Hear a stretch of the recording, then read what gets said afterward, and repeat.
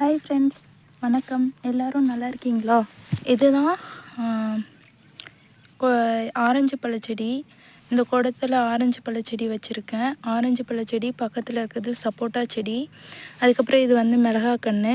இப்பயும் நான் ஆரஞ்சு பழ விதை தான் நடப்போகிறேன். ஆரஞ்சு பழ விதை அந்த தோல் எடுத்துட்டு அதோட விதையை எடுத்து நடப்போகிறேன். என் குழந்தைக்கு வாங்கின ஆரஞ்சு பழத்துலேருந்து விதையை எடுத்துக்கிட்டேன்.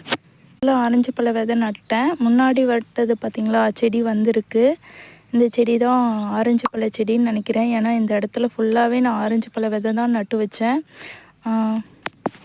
மர செடி, ஒரு செடி வளர்றது ரொம்ப சந்தோஷமாக இருக்குது. ரொம்ப நன்றி ஃப்ரெண்ட்ஸ் பார்த்ததுக்கு.